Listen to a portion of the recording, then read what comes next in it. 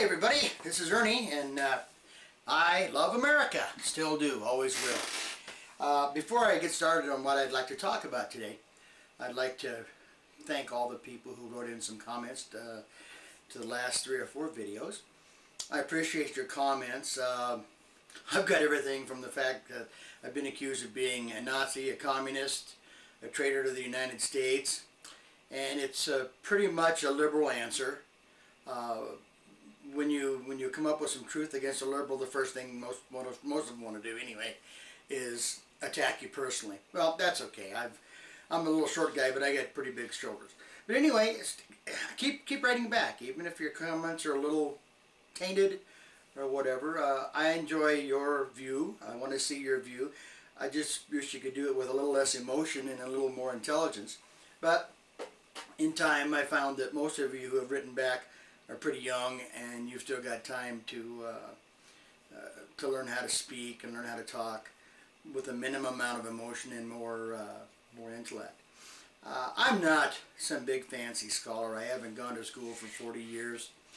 I'm just a learned American by living every day in this country. I have to use notes because sometimes I don't want to misquote myself or any famous person. But I'm doing these tapes, number one, because it's kind of fun, actually. But number two, I just want to let people know, whoever wants to listen, that this really is a wonderful country, and it always will be a wonderful country. And it is still the best country in the world. I had a gentleman call me or email me from Australia telling me he was afraid to come to this terrorist-ridden country. I got news for you, bud. This isn't the terrorist country. We were attacked by the terrorists. I guess he had a friend that wasn't allowed in the United States. I don't know the whole story. I'm not even going to look into it because it's one person.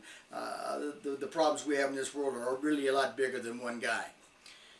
Anyway, I told him if he wanted terrorism, there are plenty of places to go, and the United States isn't the place to come to find terrorism. And please, please don't be afraid to come here. Okay, for what I wanted to talk about today, a lot of people I've been talking to lately have been talking about socialism.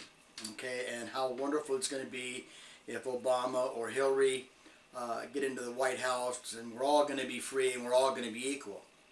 Well, that's pretty much an impossibility. Socialism has never worked anywhere in the world, anywhere it's ever been tried.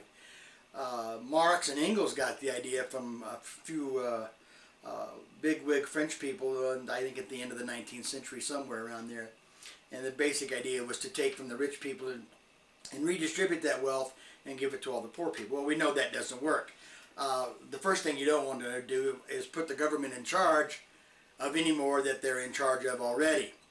The theory behind Marx and Lenin was basically a collective ownership. I'm going to have to read some of my notes. A collective ownership of everything planned under the control of the proletariat or the dictatorship or the bosses or whoever ran the country.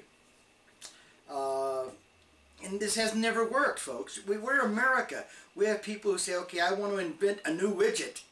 Well, under socialism, you're not going to be able to invent the new widget because you're going to have to give the idea to the government. Right now in California, they're talking about actually reading your thermostat electronically and telling you where to put your thermostat. Oh man, don't come to Colorado with that because it gets a little colder here in the evenings than it does out there. That's socialism. That's the government controlling everything we do. I think they control too much now.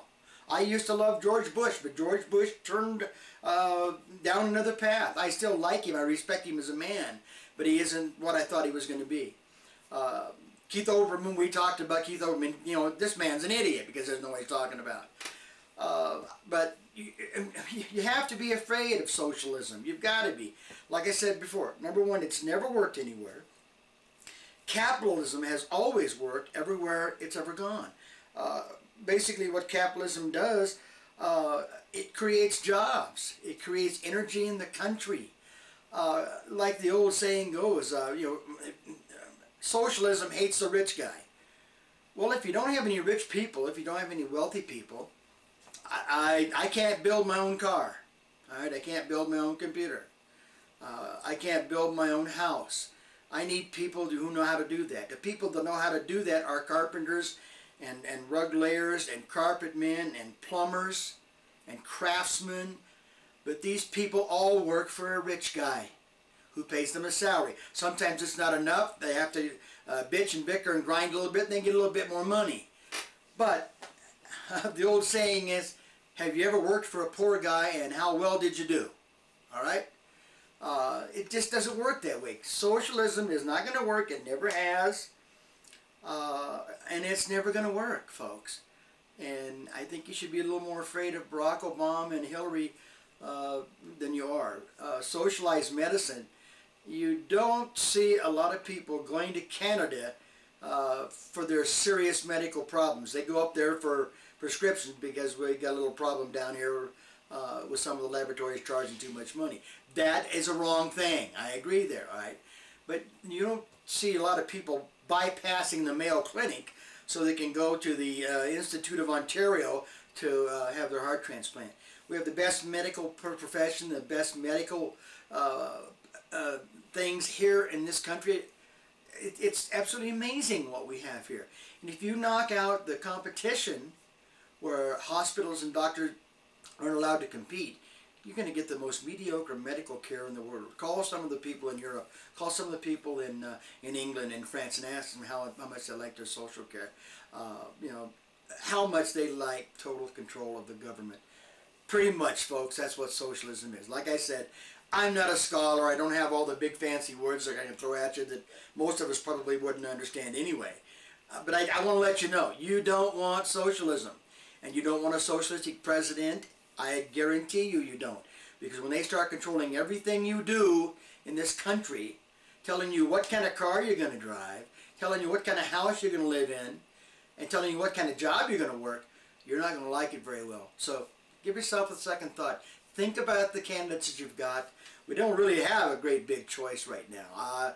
Out of the three we have left, I'm thinking the framers of this country must be getting headaches wherever they are. In the beginning of the 1770s, these really great men created the most perfect document ever known to man. That is our Constitution. They were so far ahead of their time. If they were born and living right now, they would still be ahead of their time. I guarantee you they would. They were the most brilliant men that probably ever walked the face of the earth. And I have a couple of things to say about the Constitution that's pretty basic. Leave it alone. Work by it, live through it. Not like 4 judges did in California over the gay marriage thing. Judges don't make laws. They interpret the laws and apply the law, right? I'm really getting tired of judges making laws.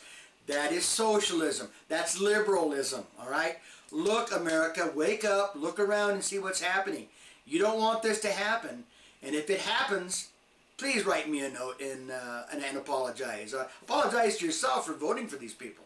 Because I'll tell you what, if we get in the grips of hard socialism, it will take this country years and years to get over it and get back to a capitalistic society, which has made this country grow since the 1700s, since we set shore on this land.